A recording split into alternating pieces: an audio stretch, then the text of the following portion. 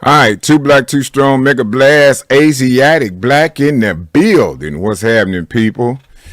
King's Corner, man. King's Corner, King's Corner. I got a guest, man. I'm going to introduce y'all to here in just a second, man. We're a little bit late, so I apologize for that, but we here. And we're going to be talking tonight, man, with the Ghetto Messiah. You know what I'm talking about? One of the South's finest, man. This man done covered a lot of grounds, man, in the years that he's been graced to be on this planet and to move about Babylon. But I'm gonna let him tell his story, man. I'm gonna read y'all a brief introduction, man. Something off of one of his bios. Many words, man. Arthur Silky Slim Reed grew up in the depressed neighborhoods of Baton Rouge. A lot of y'all know about BR in the South, man. Between the Beauregard town and the north gates of LSU. Y'all remember that? Y'all know what I'm talking about, man. Around where Boosie Badass from. You know what I'm talking about? Well, anyway, he was on the south side, man, and going through a lot of things, man. By the age of 12, man, he had been through some things, man, and it went a little bit further than that. But I ain't gonna give too much away, man. That was just a brief introduction, man, for the man of the hour. Mr. Arthur Silky Slim Reed. What's going on with you, Silky? Man, Black, what's happening, man? Man, what's going down, my brother? Pleased to have you on my show, man. Man, I'm blessed to be here. Believe that, man. At any rate, especially in an hour like the hour is now, as dark as the hour is, definitely is a blessing to be able to be seen and heard. So, man, thank you for having me. Listen, man, before we get started, man, I want to make for sure I let you know that you one of the kings, man, that the world really needs right now, man. As we tell this story tonight, a lot of people will figure out, what it's really about. But, coming up, how me and you came up with, and you went through a few more things than I did. It's really a story out here to tell, man. And King's Corner is that show, man. It's to shed positive light on the black male image. So it's an honor to have you, sir, on my show. Yes, yes, sir. The honor's definitely mine, Black. And, when we go way back, a lot of people don't understand that through our careers with music and entertainment, that Jackson was one of our spots that we would always stop. Last time we talked, I was bringing up old names, Trigger the Hun and Muddy Money Waters and all those cats, man. We lived life and we lived life respectfully then. So much respect have been lost for life now, and we see so many young brothers trying to get in the music game and becoming victim to the game by losing their lives with beefs and foolishness, man. So definitely it's a blessing to be able to talk about those things with you, man. Hey, man, it's well, we can go on and tell the story all night long, man. But this hour, man, is dedicated to the Ghetto Messiah, man. Tell some of the people, man, about your past, man, and some of the things that you came through in that South, man, in BR. Well, I'm original Southside Wrecking Crew. One of the first founding members. So when you hear Boosie rap, I'm from that BOTTOM. Them boys know him. Crash the Party, got it started like that boy Silky Slim. That's me. And when you hear the lyrics of some of the rappers coming up out of Baton Rouge, most tell the story of the Southside Wrecking Crew. We got age with us now, so it's not as popular as it was because now you got your NBA young boys and you got other street cats that's coming up in the music industry. But definitely we laid grounds for most of the individuals that's making it into the industry right now. Of course, my homeboy C-Loke, we've always had that solid relationship from day one, from the crew on down. Young Bleed, the few of us that still hold the old law, but some of it is weakening up now with this new generation. So we just try to make sure that we try to pass that message on, that what we're doing to each other, Black, is not good. We have to stop the killing, man, and put the guns down. I mean, it's just sad the way that this is right now, bro. Yeah. I'm glad you touched bases on that, man. Tell us a little bit how you feel, man, about the new generation and, the way things are now. I talked to some of the OGs around here, man, like Batman and a few others, man, that have been graced to be around, man, and still around, man. And in some of my words, man, it's sort of like, man, when you put that type of stuff out, a lot of us did know, a lot of us didn't know what we was doing back then. But do you think, man, what in your opinion, man, how should we repay the streets, man, for the time we shared out there, man? What are your thoughts on that?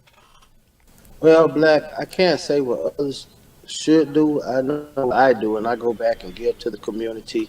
We do stop the killing rallies. We provide for our communities with school supplies and the whole nine. We try to make it a better place than it was when we were there, and continue to put the message out there that we have to stop the killing. I think to where I've made it from right now, fighting for the racial justice, rights of blacks, to looking back. And I always say, you never find me chanting the Black Lives Matter slogan, because I feel that if Black lives don't matter to Black people, it would never matter to anybody else. So I don't want to be a hypocrite. I'm trying to make sure that we get Black Lives Matter as a way of living. That mean the smack house, that mean the crack house, that mean the abortion house, that mean let Black Lives Matter for real and stop killing us on all levels of the field. So until we get that type of mentality, it would be hypocritical to continue to scream Black Lives Matter and then watch one of my brothers get gunned down and can't say anything about it because you don't want to be labeled as a snitch. So we have to stop doing what we're doing to each other. And we're the only people, Black, that has ever been paid and compensated for talking about our own suffering and continue to do it and leading to more suffering and pain and killing and mayhem. So, we have to do better as a people, and we're the only people that has had an enemy that has kicked our ass all the time, and we have never confronted that enemy, but we'll turn on each other and call our own selves ops when the real ops is laying back looking at you laughing because he got you on cruise control, killing your damn self. He don't have to hang you from a tree no more because he's put that chopper in your hand and you killing your own brother. It won't mess with nobody else other than somebody that look like you. That's self-hatred, Black. Mm-hmm. Yeah, I was talking to a brother the other night about that, man, and I hear a lot of older ones say, man, these young dudes, they crazy, man. They'll do anything, and I find that to be not true because they won't do anything. They do not do anything to the enemy. As crazy as they say that they are, and as out of their minds that most people think that they are, white man come to the neighborhood, man, and brother don't move. Even if he's, gunning down his sister, his daughter, his mother, Yeah, they don't move. They don't do nothing to protect their own because they don't love their own, because basically they don't love themselves, Black. And one thing that I can testify to, man, is that when most of you cats get inside of the penitentiary, that's when you find out that there are no gangsters. One of the things that messed with me, Black, was when I was in the penitentiary, me and individuals, we could be gladiators and fighting each other, but we'll hear this sound coming. First thing we said, hey, there come the man, stop fighting. So the man come in, he asked who's fighting. Nobody wasn't fighting because, the man there to whoop some ass now. Mm-hmm. So and you get in your place, and man, that messed with me when I sit on my bed and be like, damn, if that's the man, who am I?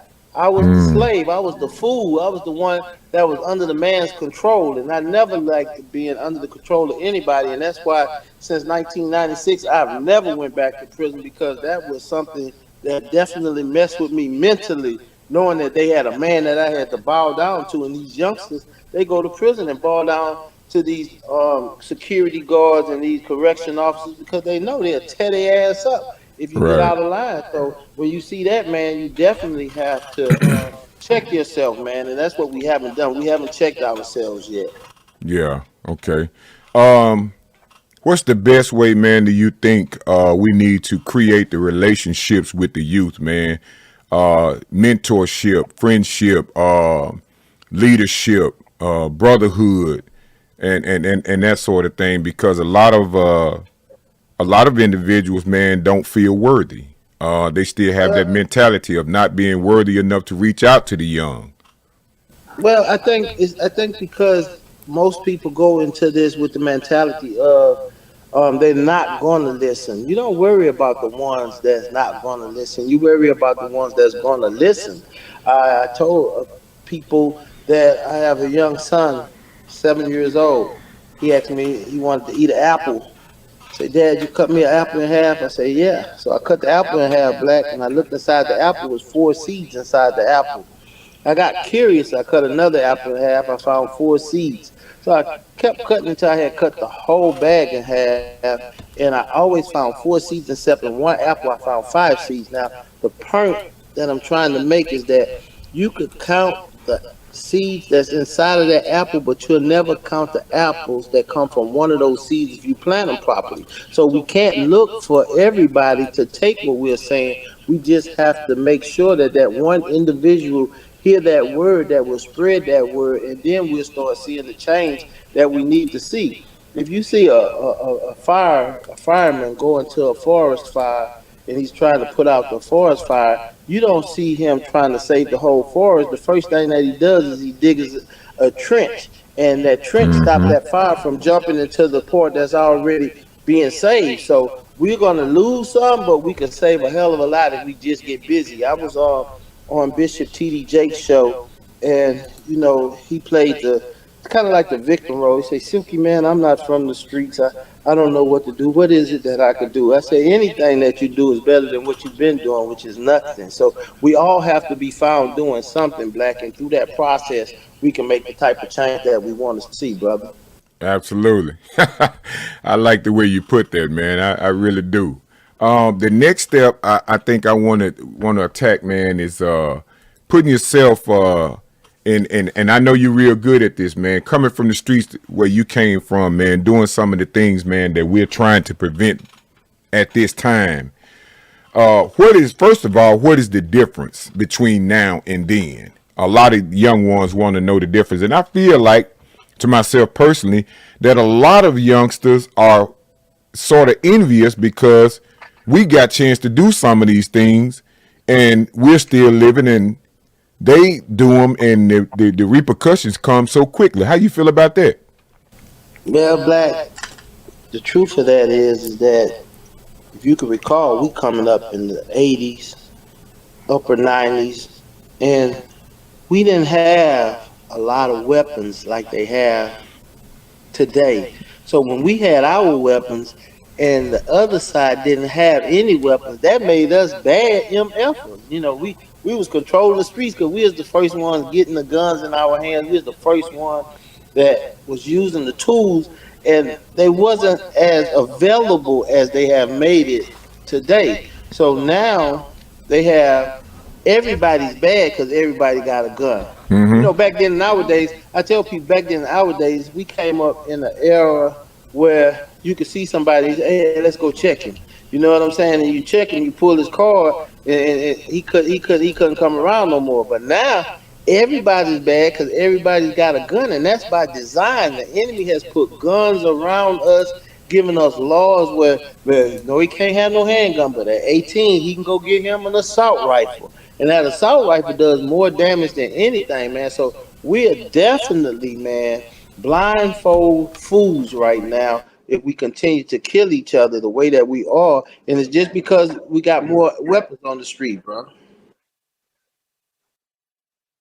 I feel you on that. I was checking something out on the internet, man. I thought somebody was asking a question. I did want to get a couple of questions in, but we'll get to that little bit later on. I tell you what we're gonna do, man. I'm gonna put one of my sponsorship commercials in here, and when we come back, we're gonna dig down in. I just pull your bio up, the rest of your bio up. I got some things, man. I want you to let these people know about your bio, and then we're gonna talk about your business. What is it? Stop the Killing Inc. Right? Okay, we're gonna let them know about that too as well, man. So let me play this quick message from my sponsor, and we'll be right back. Yes, sir. All right. Hey everybody, this is Jackie, Universal Soul and Pop recording artist, and I'm here to tell you that NNS Cleaners is the first Black-owned dry cleaners in Jackson, Mississippi. NNS Cleaners has been in business for nearly 70 years. NNS Cleaners is proud to be a pillar of the community with special services to elders at no cost. NNS Cleaners also has hotel and commercial accounts. We're conveniently located at 3814 Bailey Avenue in Jackson, Mississippi, and have all dry cleaning services. We thrive at serving our customers, church members, and friends. Our staff has many years of experience in the dry cleaning business and will accommodate your needs. We are proud to be a part of the Cottage Grove community, and we welcome you to drop by. And remember, we are cleaning for quality. Too strong. All right, man, we back once again, people. We are in the building with Arthur Silky Slim Reed. And I'm gonna check out some of this stuff in his bio, man. Now, you went to prison in what year? Oh shoot, Black. I went to prison in which time? I guess I could say. Okay, the first time you found yourself landed in trouble, man, with the law was around what age? 12 or 14 years old. 12, 14 years old. And do you recall what particular situation it was, man? When I was 14, I went to what's called Louisiana Training Institute for 2 counts of attempted murder, where I shot 2 individuals in a basketball game at McKinley High School. Okay. And around that time, man, what did you find were your reasons for reactions? The same thing the reactions are for today. Respect, you know. And Black, when I was in the streets, I studied it very well because I had to come home from school and I had to walk through those dangerous streets of South Baton Rouge and the bottom at that particular time, and it wasn't no joke. So I started to study what people respected, and I think even more than God, people respect the devil. And in fact, that's why we try to worship God, because we don't want to meet the devil. You know what I'm saying? Mm-hmm. So the number one thing that I realized that people did respect was violence. People respect violence, man. And that made me a violent individual and kind of an active figure, the same way most of these individuals are today, willing to act at any cost to get that street name. So it was violence, and it was all about respect, the same way that it is today. Nothing changes in that. That's what makes you the violent individual that you become, because you want the street respect. And once you get the street respect, you have to hold it up, so you may become more violent over time, or either you'll have a life-changing experience and try to change your ways, like what happened to me. Okay, so now that first time you went, after you got out, your mother sent you to California and to live with a relative. Am I correct? Yes, sir. Okay, so when you found yourself in California, did it slow you down, or did the pace speed up? What happened? That was the gangster's paradise. I mean, now I seen a bigger scene. I was living in the West Coast 30s hood, and I went there with the intentions to do right, Black. And there's an old man. I'm sure maybe he's passed on now, but his name was Mr. Oakley. He was a general in the United States Marine Corps. So he owned 2 7-Elevens, and he seen me, country boy from Louisiana, pull me under his wing. Hey man, don't get caught up in this gang life, and don't do this and don't do that, man. I'm gonna give you a job. I'm gonna pay you good money. So it was 1987, and he was paying me like $18, $19 an hour to be the graveyard shift at the 7-Eleven. Meaning I come to work at 12 o'clock and I get off right at 6:30. So I was making good money. I was taking care of my children and my girlfriend. We was living well. But the devil walked in the 7-Eleven one night and made a proposition. Like, hey man, look, I just set you up with that work, and they just come through here at 12 o'clock, man. After 12, they come through, pick it up, be gone. Everything gonna be packaged up. All you gotta do is hand it out. So that's how I got in the game in California, and it just grew from there, man.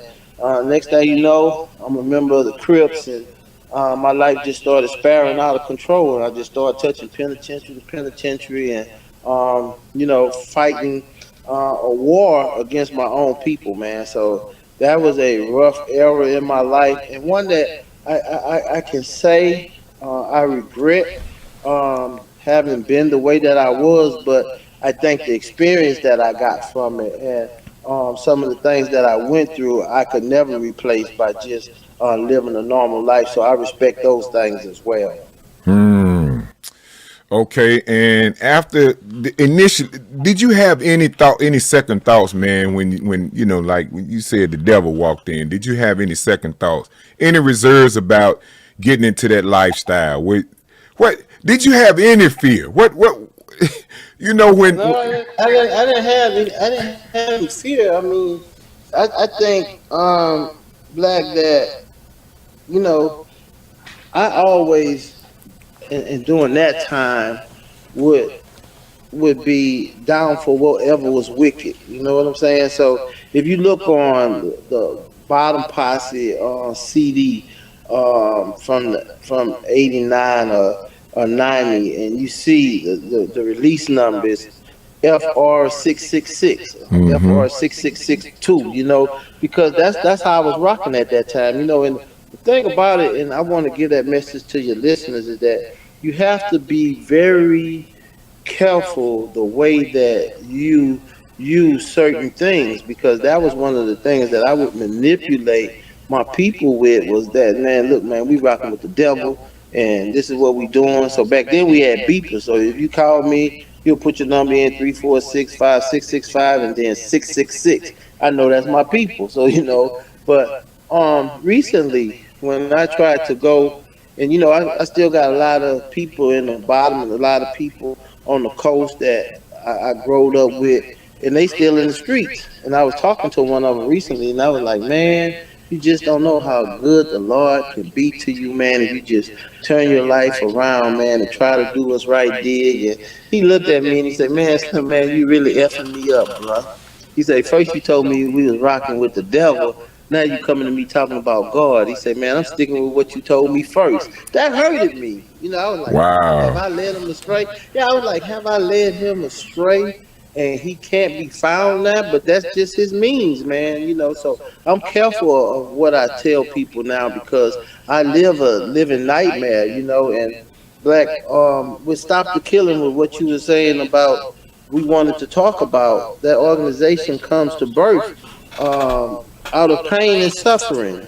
I had a cousin, and he was a gang leader like I was. And we was against rival gangs, and we would never tap them up, but we would always meet up, and just because we know Grandma beat our butt if things go any further than this, we'll go ahead and bag back. You know what I'm saying? That's my cousin. You know what I'm saying?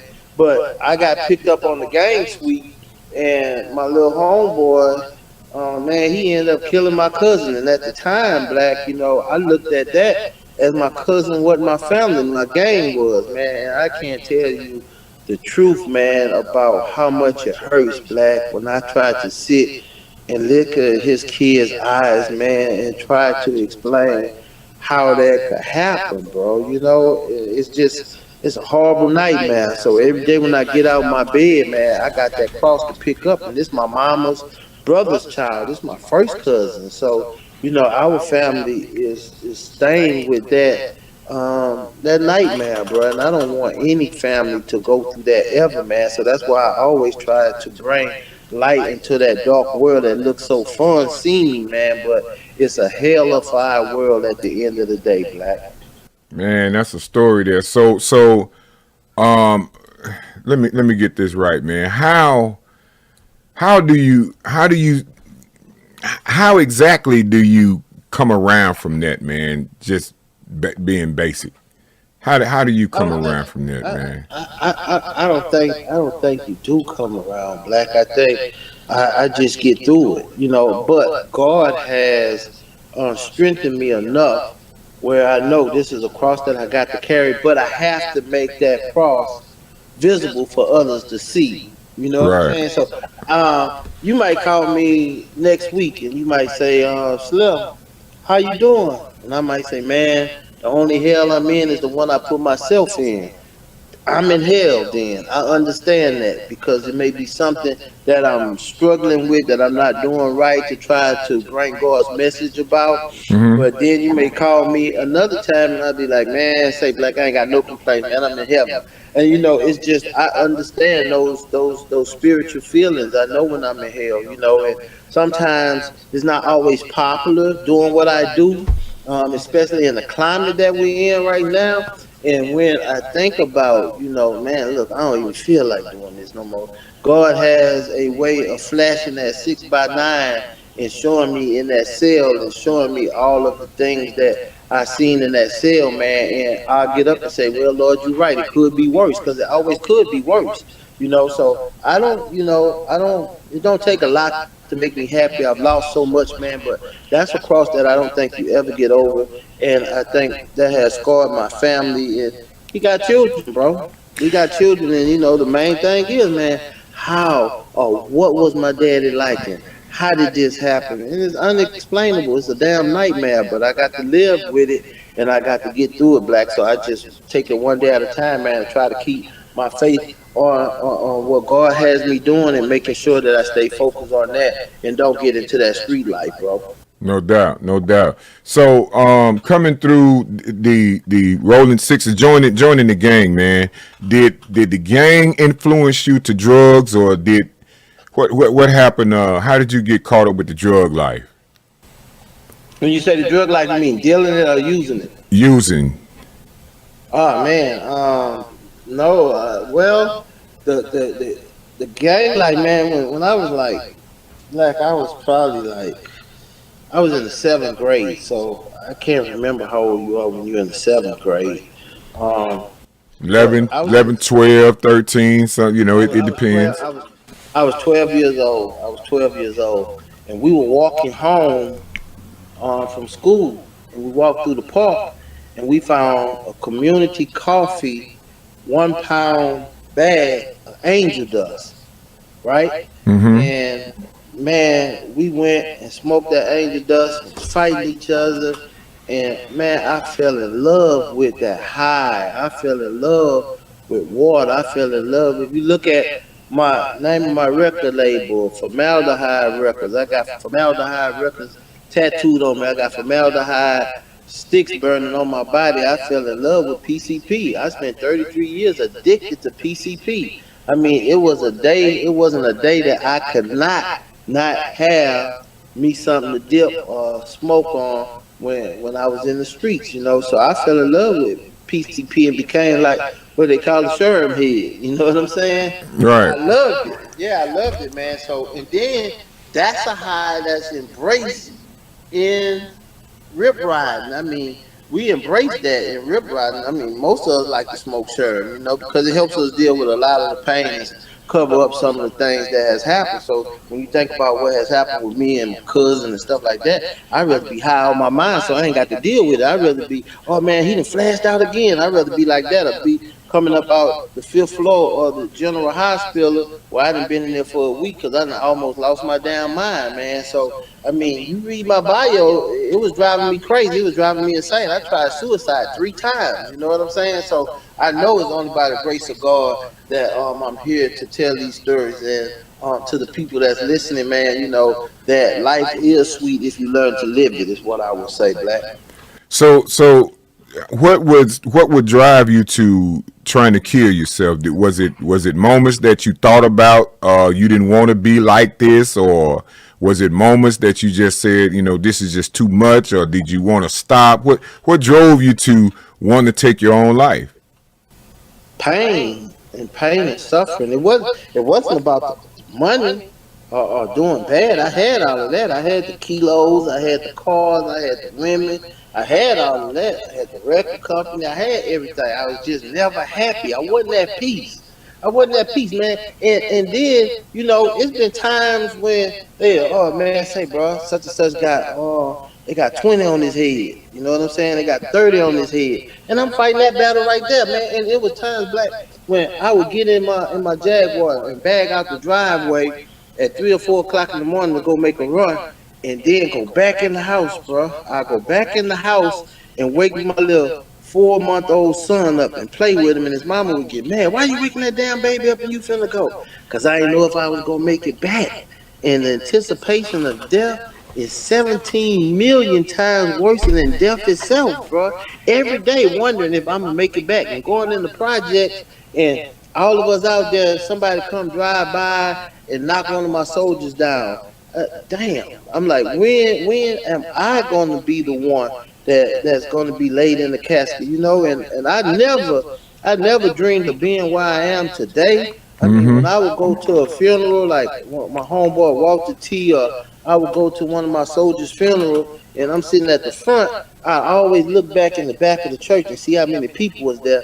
Then I say, damn, my mama gonna have to hold my funeral at the River Center. My mama gonna have to hold my funeral at the Simplex, because I knew more people than them, and I was more connected across the states than they were. And if they bringing in 1,000 people, how many was Silky Slim gonna bring in? So I never anticipated living. I never anticipated that. I always anticipated dying. And then it came to the point where I just didn't want to live. I was like, man, this is hell. I mean, I'm waking up every day. I'm at war. I'm at war every day. We shooting out every day. You don't know. I done got shot several times.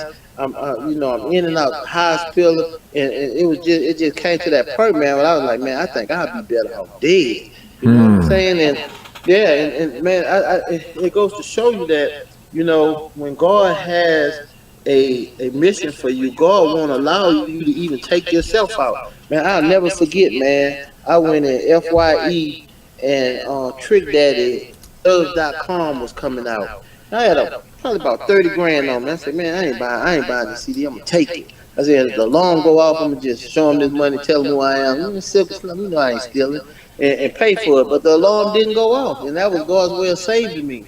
I went home, Black, and you know, it started getting late. It was, you know, like 9 o'clock at night. I'm listening, you know, to some music, and I got the gun. I done smoked me a wet stick, and I got the gun. I cocked the gun. I said, I gotta listen to that Trick Daddy CD before I go. So I put the Trick Daddy CD in, you know, I was listening to it, vibing to it, you know, I'm getting higher and higher. I took a snort of heroin, then I took that gun and put it up to my head, and the song say, I see you out there with that suicidal stuff. Put that gun down. Go ahead and suffer. This is what we do, thugs. But not in those exact same words. I'm trying to keep the wording clean. But Trick Daddy said that in the song, and I said, damn, I snapped out of my high, got the remote and rewind it and listened to it again. And I took that as God was showing me, don't kill yourself. You know what I'm saying? I was ashamed of that era in my life when I used to try suicide.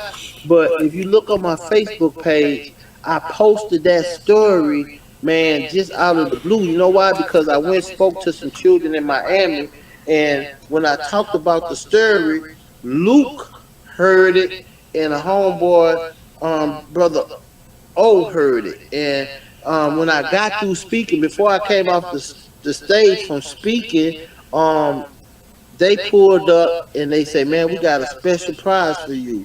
And I say, well, I hope it's, what is it? And man, Trick Daddy walked out on the stage, man, and I cried, man, because I know if he hadn't made that song, man, I would be dead. And I asked him, I was like, man, what made you make that song? He said, man, I made that song because I was going through the same damn thing, bro. So even though we may have things, Black, material things, most of us are not happy with it because of all of the filth and garbage that we went through to get it, man. So I was just unhappy, man, and just felt like I was ready to get up out of here. Man, bro, that's a story there, bro. That's a real story, man. And you know, some people don't know that side of it. I'm trying to figure out how to ask this question so they can relate. When you living in that type of pain, man, what's the best thing that a relative, a girlfriend, a mother, a daughter, a brother, a relative, man, somebody close to you can do? Because a lot of us have sons and daughters that's going through that same thing, and we scared of them. You know what I'm saying? We don't want to deal with them, you know, in that capacity. In other words, when I was coming up, man, people that was on drugs or that was going through things like that, man, my mother told me to stay away from them. You know what I'm saying? And I knew there was this dude named Donnell that was in my past, man. I stayed in Shady Oaks in Jackson, Mississippi. And there was a dude named Donnell that I don't know what he was. I don't know what he was on, but he used to walk the streets every now and then, man. He would get butt naked, man, walk up and down the streets.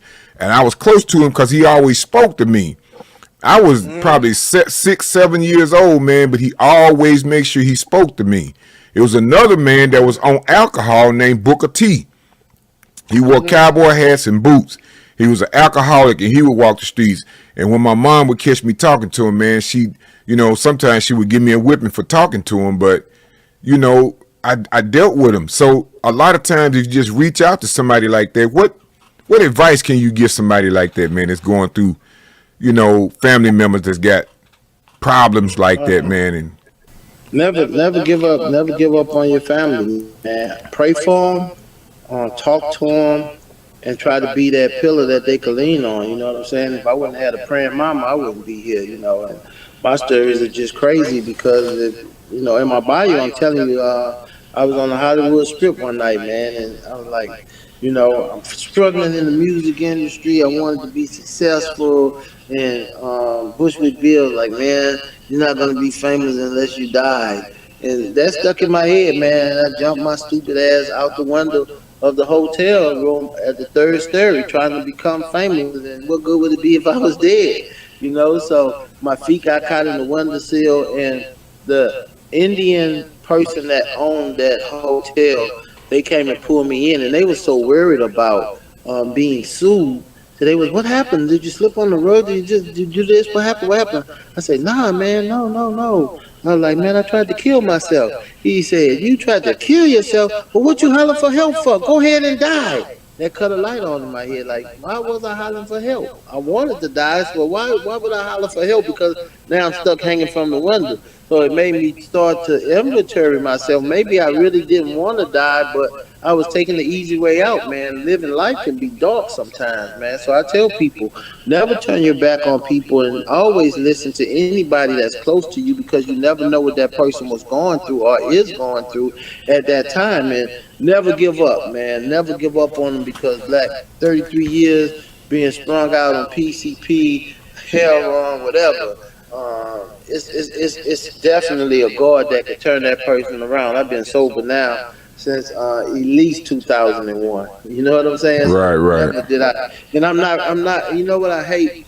I hate the concept of people that walk around. One day I was in my house and I went to use the restroom. I sat down and I grabbed a bottle of liquor, and it didn't taste well. I looked on the desk. I had like about 15 bottles, half a purse of stuff that I would come in and just throw them on my desk in my house. And I started drinking out of each one, and then I went and got a whole gallon of Hennessy. And I was like, "Ooh, boy, yeah, this one tastes good." And it was like the Lord was dealing with me. He was like, even though you enslaving people through cocaine and you enslaving people through your hustling, you're an alcoholic. You're no greater than the other. And that's what we have a tendency of. People have a tendency of being a devil on one end when I'm serving you coke, but I'm hooked on alcohol, and I look at myself as being better than you. It's all the same. It's all the same, man. So once I started seeking that and finding out about knowledge, man, definitely, man, I put all the bottles down, I put the drugs down, and I tried to make sure that I stay on that path. And I hate when people say, "Oh man," I say, "Man, I'm a recovered alcoholic," and they try to correct me. "No, man, you recovered." Hell no, I'm recovered. I ain't drinking. I ain't thinking about drinking. I'm good. You know what I'm saying? I'm recovered, Hey, you know what, man? Let me ask you something on that, man. Listen, when you find him. Well, first of all, what made you just finally say, "Look, I'm done with this, man. I'm done with this BS. I can't do it no more." What happened, man? It was God, man. It was definitely God for me, man. I mean, I was going through so much, man, and I had been through so much, and man, I was at my mom's house, and my people called me and was like, "Hey, man, we running short, bro. We need to go make a run." And we was making a run to LA, man. And I got in the truck and slammed the door, and just like you could hear me talking, I heard a voice in my head say, "Go kiss your mama. You ain't gonna see her no more." I say, "Damn." I say, "Where that came from?" I went knocked on my mom's door. Yeah, I went knocked on my mom's door, and I said, "Mom, give me a kiss." I said, "Mom, I'll see you later." She said, "Baby, I hope so." I was saying, "Damn, maybe my mama finna die." And we got on that Interstate 10, man, and we drove, and we got to El Paso, Texas, man. And I told my homeboy, I say, "Al," I said, "Man, let's grab something to eat." We got off, we going to Burger King, and when we got to the bottom of that exit, that voice came back again. They say, "Look at that billboard." I say, "Man, I know I ain't high." I say, "I hear somebody talking to me." I looked out the window at the billboard, and that sucker had a car all balled up on top of it. And it say, "Everyone wore a seatbelt and everyone lived." I never wore a seatbelt in my life. And that scared the hell out of me. I put my seatbelt on. They, "Oh boy, you getting pee, you getting pee. Look at you, let that sky scare you, boy. You, boy, I say, boy." And man, we went to LA. We had a good time party. I wrestled with my connection because he was fumbling around in his pocket, and I thought he was getting ready to kill me because I was scared to die. Now I had fear on me, bro. Mm-hmm. Me and him wrestling. He said, "Man, what you doing?" I said, "What you got in your damn pocket? What you got in your pocket?" "Man, my damn people." I said, "Oh." So I let him go and I started crying, man. Yeah, I started crying. I say, "Man," I say, bro. I say, "I know I ain't gonna never see Cali again, man." I say, "I'm getting ready to die." He say, "Man, why you say that?" I say, "I feel it." I say, "You ever heard people say they feel they death?" He say, "Yeah." I say, "I feel my death, bro." I say, "I know I'm getting ready to die." And it was like I could feel my bones, my meat being pulled off of my bones. That's the eerie feeling that I had, man. So on January the 11th, we got on the highway striking back to come back to Louisiana. We had shipped the drugs on our way back to Louisiana, man, and we get in a place called Pearlville, Texas. And it was so cold in there. I said, "Man," I let the seat back in the Tahoe and covered up with a blanket. And that voice came back, say, "Put it back on, look outside." I said, "Man, I must be losing my goddamn mind." I sat back up and put the seatbelt on and looked outside, and it was drizzling. I said, "Man, Al, slow down, it's drizzling." He said, "Man, I ain't listening at you, bro." He said, "I got to get back and pay my damn income tax." Instantly, man, an 18-wheeler crossed the line and hit the front of the Tahoe and knocked us over the side of the mountain. I was the only one walked away from that wreck alive. Everybody else died, bro. And that was it. I was like, "Oh, no." And God was like, "I brought you out of that, so what are you going to do for me?" And that's when I started to stop the killing and working and doing all the things that I do. But at the same time, I went to my homeboys and them funeral, and it was speculation, man. Silky Slim killing people, man. He made that wreck happen because he went under with the dope. I did go under with the drugs because I feel like if this was ours, why would I break bread with anybody else? And we was the one that was taking the risk. So I did go under with the drugs, but I didn't kill them. And I went to their funeral, and I went home. I was in my backyard, Black, and I was fishing, man. And I caught a little bitty baby fish, bro. And I took the hook out of his mouth. It was a perch. I threw it back in the water and started flopping on top of the water. I started crying. I was like, "Lord, I don't want to see nothing else die. Lord, I just see my friends die. Please save the fish, Lord. I don't want to see this fish die." That voice came back, say, "Listen, look at the glory of the Lord." So I was watching, and the fish don't go in the water. I got mad and broke my pole. But out of nowhere, bro, a white bird came and swooped the fish out the water. And I say, "Damn." I say, "I got it, Lord."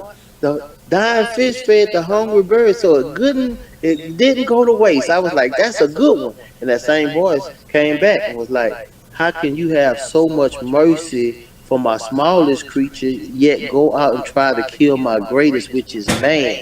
And when he said that, man, I put my gun down, Black. I never picked that sucker back up, ever. Damn, Silky. Just like that? Just like that, bro. I put my gun down and I never picked it back up, bro. It was like, how can you have so much mercy on a small creature as a fish, but you wake up every day and go out and try to kill my greatest creature, which is man? And I never touched a gun again, bro. And don't have any desires. I don't let people scare me. I don't let none of this stuff happen. I've lost my younger brother. He was 25 years old. And so many people, "Oh, we're going to see if it stopped the killing now. We're going to see it." Man, I'm standing on my ground. I'm standing on my square. I'm standing on what God got me doing. Right. That what happened to my brother pulled me back out into Satan's world, because that's what happened. Satan will knock on your door too. And Satan will test you, you know what I'm saying? So I've been through the test, man. I'm standing strong on what God has me doing, regardless of how people look at it. Ain't no doubt. Ain't no doubt. All right, man. We're gonna take another break, man. And when I get back, man, we're gonna talk about this Stop the Killing Motivation Inc. company that you got going, man. That started in what year did you start that? Oh man, that's been Stop the Killing been started since 2003. Okay. All right, so we'll be right back, people. Hey everybody, this is Jackie, Universal Soul and Pop recording artist, and I'm here to tell you that NNS Cleaners is the first Black-owned dry cleaners in Jackson, Mississippi. NNS Cleaners has been in business for nearly 70 years. NNS Cleaners is proud to be a pillar of the community with special services to elders at no cost. NNS Cleaners also has hotel and commercial accounts. We're conveniently located at 3814 Bailey Avenue in Jackson, Mississippi, and have all dry cleaning services. We thrive at serving our customers, church members, and friends. Our staff has many years of experience in the dry cleaning business and will accommodate your needs. We are proud to be a part of the Cottage Grove community, and we welcome you to drop by. And remember, we are cleaning for quality. Too strong. All right, Blakk Too Strong Mega-Blast, Aziatikk Blakk. We still in the building, man. Don't forget about July 8th through the 9th, man. July 8th through the 9th at Chuckles Comedy Club right here in the city of Jackson, Mississippi, man. T.I. and friends at Chuckles. That's going down on the 8th through the 9th, man. I was out there last week, man. We had a real good time. But listen, people, there's a lot of y'all don't know, man. Chuckles is in Jackson, Mississippi, man. So you can go out, have yourself a good time, man. Get your laugh on, man. Tip T.I. Harris and friends will be at Chuckles Comedy Club live. I'm talking about in the flesh, people. So come out and join us, man, and check us out. Let's see. Week after that, we're gonna have let's see who's gonna be there. Let me check out. Okay, T Murph will be in the building. So y'all make sure y'all come out and check us out, man. And once again, I will be back with that advertising, man. Don't forget, man, on the 8th through the 9th, man, it's gonna be Tip T.I. Harris at Chuckles Comedy Club. Make sure you come out, check us out, get yourself some drinks. Get your laugh on, people. All right? Second Slam, we back, baby. Yeah, man. All right, so 2003, man. For the people that don't know, man, this is the homeboy, man. This is the homeboy. This is my homeboy, the Ghetto Messiah, man. Arthur Silky Slim Reed, man. Talking about from way back. BR's finest, man. And we're in the building. So at this particular time, man, we're going to talk about, as a matter of fact, I got a question for you, man, that brother put on here. Let me go ahead and get this question out the way. What advice can you give? This comes from Laconi Lord, man. This is a homeboy of mine, man, out here in Mississippi. His question is, what advice can you give these youngsters out on the street when there is no guidance at home, seeking the streets and violence? In one sentence. That's all one sentence. What advice can you give these youngsters out here on the streets when there is no guidance at home and they seeking the streets and violence? They seeking the street and what else? And violence? And violence. Oh man, my advice is that it's not worth it. I mean, that's the realest advice that I could give them, is that it's not worth it. And when I say it's not worth it, it's not worth being buried. It's not worth going to the penitentiary. It's not worth it messing up your record when you can become a convicted felon. It's just not worth it. I mean, the problem with us, Black, is that we spend so much time trying to prove to a world that's not valuable how much we are real. When I say that, we want everybody to think we the realest one, we the realest this, we the realest that. And that world that you're trying to prove that to is definitely a world that's not worth and don't have any value. Because that world is burning out. That world is definitely going out with a flash right now. So we see so many individuals losing their lives trying to prove a point, but we don't see the same type of energy when it comes down to trying to prove how smart we are, or trying to prove I could write a book, trying to prove I could go get a job. We don't see that, and it's because we have glorified all of the miserable things that make us the part of society as the outcast. And once we start glorifying being nothing, I used to say, I say, man, ask them youngsters, man, say, bro, where you get that from? Sagging your pants like that. And I only had one little cat that really knew why he sagged his pants. He said, man, Silky Slim, bro, I sag my pants like this because it's the dumb way. And that's exactly what the hell it is. Now, how did that become popular? Because, we come off the plantation in Louisiana. When you go to penitentiary, you go up the road, man, you sagging your pants just because you got an old man. So you advertising. So that big butt, that's 13 cartons of cigarettes, and that small one, that's about 4 books of stamps. So you advertising. And that's what the sagging came from in our generation. Now they sagging all in the penitentiary because that's how our mentality is that we want to look dumb. We want to be ignorant. We love being stupid. I mean, you look at some of the stuff that social media has, man. Social media, Black. I got followers on there. I deal with social media a little bit, but I'm not off into it a lot because I think social media has become an enemy to us as well because it gives a nobody a stage to think that there's somebody. So now you see youngsters on there flashing guns, and now you see the FBI and all of those people building cases on these same individuals, man. So we have to get knowledge of self, and that's what I've been trying to tell these youngsters. Like, man, I don't care. You ain't impressing me by going out killing your own brother. You ain't impressing me by going to the penitentiary. You ain't impressing me at all by doing all the dumb things that I already did done because I know the consequences of what it is. And once you know the consequences, man, you don't want to step back into that arena. I just think it don't have enough OGs stepping up to the plate to try to guide these youngsters, and we have to start trying to motivate them. And we got to have something on the table. We can't just talk about coming out the streets and we ain't got nothing to offer them. So that's why I try to make sure that anybody that I talk to, I got a job, I got something that I can put them in place with to help them get on their feet. But they have to be 100% legit with trying to make the change and not just trying to, have the foolishness at the same time. So that's what we stick at with Stop the Killing Inc. Okay. All right. So along with this organization, man, it's a nonprofit organization. Am I correct? Mm-hmm. Registered Louisiana, Baton Rouge. Yes, sir. 501c3. Okay. All right. Is there anything that people out this way, man, or other people can do to help your organization out? Man, the organization, we're gonna do what God got us doing. We always willing to work with individuals, volunteers, donation, whatever. But we're gonna do what we gotta do regardless. We don't talk about what we do a lot, but man, we have helped people put their children away after they've been murdered.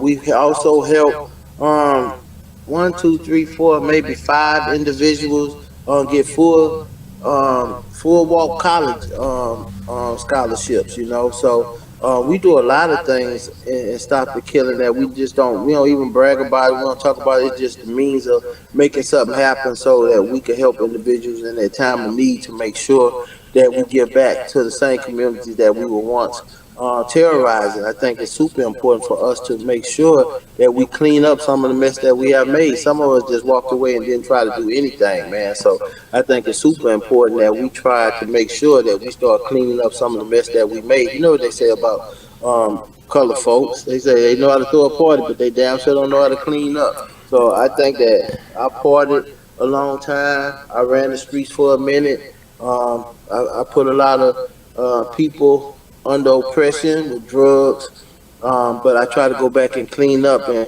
I think one of the things that really touched me recently was I had a young brother that called me and he was like, "Man, Silk, I heard you could help me." I said, "Help you with what?" He said, "Man, I want to get off of heroin." And he been on it for a minute. And I said, man, I don't have time to waste with you, bro. And nah, man, I'm telling you.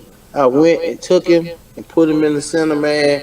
And when I talked to the counselor, they say, "Oh yeah, we haven't seen one that's this ready in a while." Like, he really is serious about turning himself around. So that made me feel good that I was able to be that plug for him on something positive, the same way that I was the plug when I was out there with the negative foolishness, bro.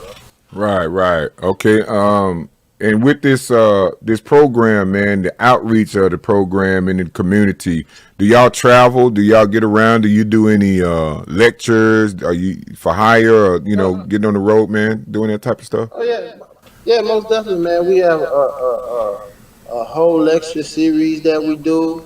Also, we have the documentary series to Living Down America. You can find that on YouTube, and that's AMERIKKKA to Living Down America. And the KKK stands for Kids Killing Kids because that's what we see, and it focuses on real street life and how you can get caught up and get killed. And these documentaries are not they're not for the faint at heart. These are real strong, powerful documentaries where we sitting down talking to real gangsters or real so-called gangsters before they die, and you get a chance to listen at them.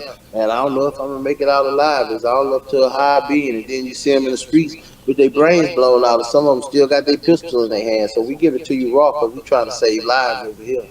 Right, right. Y'all do something once a year too, like community. What is it? I read on your. Yeah, yeah. Stop the killing rally. Okay. Stop the killing rallies. Have you had one? Have you had one this year? No, we haven't. We're trying to focus on something at the end of the year. The pandemic set us back, and we're trying to focus on something major at the end of the year to make sure that we bring. I mean, our community right now is off the chain. South Baton Rouge in Baton Rouge, period, is out the chain. You know, in fact, man. If this wasn't you or maybe two or three other people, I probably wouldn't have did this interview tonight because just as recent as yesterday, two of my close friends, man, and they've been friends for 40 years. They've been friends for 40 years. They got into an argument, and one shot the other one in the chest, and the one that got shot in the chest reached in his back pocket and pulled his pistol and shot him in the head. And both of them end up dying. So our hood is moaning right now about these two individuals that's been there their whole life. And I'm talking about Black. They ride together every day. They talk together every day. And everybody like, what was it about? I was like, man, I can't even imagine what it was about. You know, it's just a sad situation. And we're mourning that right now. And we're mourning the death of Black Jesus. May he rest in peace, who was a real school cat, cool, laid back man, and was hustling on the side selling a little weed. Somebody went and shot him in the back of his head and killed him, man. So the game ain't fair, man. And I tell anybody, man, if you're in the game, you can accept death any day. You can expect it, man, because it will knock on your door, man, without you even thinking that you anywhere close to dying, man, and steal your life from up under you. So I just tell people, stay out the game, man, and try your best to maintain and give God his time, Black. Ain't no doubt. Tell the people a little bit something about your radio show.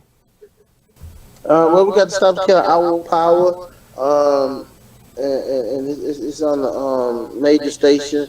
Also, man, we got a civil documentary that's on Netflix right now that deals with the killing of George Floyd, Breonna Taylor. We were instrumental in working all of those cases along with Attorney Benjamin Crump. So civil is on Netflix. We got the Living Down America on YouTube. And we just try to stay focused on helping individuals that's in our communities come to life, man. I think, Black, if we don't try to stop the killing with what's going on with us in our community, we got police brutality, the police murder. We got our own self-genocide going on. We got an influx of heroin and fentanyl that's killing us. And if we continue at this rate for the next 15 years, I'm almost certain that we will be just like the Native Americans, the people that we call the Indians. We'll be talked about that we once existed, but we'll be out of existence because the way that we are destroying ourselves and allowing other people to destroy us as well. Okay. All right. So tell the people how to get in contact with you, man. Social media, via social media, whatever the case may be, for lectures and that sort of thing. If they want to hire you to come out and do speeches, how to get in contact with your organization as well. Well, we got www.stopthekillinginc.org. That's our website. Instagram, Silky Slim 100. Facebook, Silky Slim. Twitter, Silky Slim 100. So we out there. All you Google Silky Slim, you're gonna get all of it. You know, you're gonna get the website, you're gonna get my IG, you get my Facebook, you get it all. So just Google Silky Slim and we pop up on the first round and they give you all the information about where we are, what we're doing and how we do it. So it don't always cost money, man. Some of the times as long as you get us there, make sure that we able to talk to the youth, we coming, man. And we got a strong team of soldiers. Most of us has been incarcerated, and most of us are reformed gang members. And we got some that's just coming out the streets that we trying to prime and get them focused on doing what we do, Black. Absolutely. Absolutely, man. I appreciate your time, man. And we're going to get together, man, and do some other things, man. And if you need me this way, bro, you know I'm a phone call away. You know what I'm talking about? I appreciate it. Yes, sir. I already know, man. It's been so good reuniting with you, man, and making sure that we get this podcast out, man, and just let the testimony be heard, man. Anything that I could do down in the SIP, man, let me know, man. I'd be more than happy to hear that way, Black. Appreciate you, bro. Ain't no doubt. Blakk Too Strong Mega-Blast, man. We've been live, man, with my mans, man. Mr. Silky Slim, Arthur Reed, man. Don't y'all forget about, man, to check his organization out, man. Please do that, man. If y'all need anything from him, if y'all can't get in contact with him, just get in contact with me. Appreciate it, Silky. Hold it down, brother. Yes, sir. Right. Same to you. Peace. All right, one love. All right, people. We've been in this thing, man, with my brother, man. Hope y'all check that out, man. If you didn't, man, please share this with somebody. I know y'all got people out there, man, that need to hear some of this word, man, and get some of this positivity in their life. This has been King's Corner.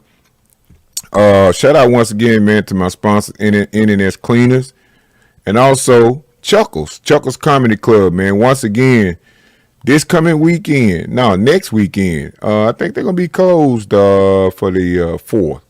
As a matter of fact, they are. If they aren't, I will be back on here and let y'all know. Y'all pay attention to my social media, man. Make sure you like, follow, subscribe, do all of that good stuff, man. Ain't in it for the money, but I need some more followers to come check out some of this stuff, man, that I got going. And also, once again, Chuckles, man, we'll have my man T.I. in the building. You know what I'm talking about? Front and center.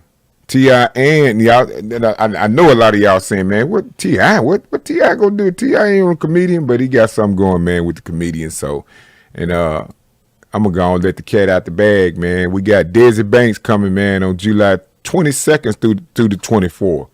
And if you need tickets, man, make sure y'all holler at me. I ain't talking about no free tickets either, man. We got to pay your way, man. So make sure y'all holler at us on that. 14th through the 17th, we got T. Murph. And that's at Chuckles. And I was at the Chuckles, man, this weekend, man. We had a real good time. Also, I want to let y'all know throughout the city, man, that Chuckles is here. A lot of people don't know about it. And that's because we ain't looking at the right thing. So make sure y'all come check us out, man. NNS Cleaners, once again, make sure you go over there, get your clothes clean. They do a real fantastic job. And I will be giving out some discounts a little bit later on. All right, Blakk Too Strong Mega-Blast. Aziatikk Blakk in the building, King's Corner. Peace. Hey everybody, this is Jackie, Universal Soul and Pop recording artist, and I'm here to tell you that NNS Cleaners is the first Black-owned dry cleaners in Jackson, Mississippi. NNS Cleaners has been in business for nearly 70 years. NNS Cleaners is proud to be a pillar of the community with special services to elders at no cost. NNS Cleaners also has hotel and commercial accounts. We're conveniently located at 3814 Bailey Avenue in Jackson, Mississippi, and have all dry cleaning services. We thrive at serving our customers, church members, and friends. Our staff has many years of experience in the dry cleaning business and will accommodate your needs. We are proud to be a part of the Cottage Grove community, and we welcome you to drop by. And remember, we are cleaning for quality. Too strong.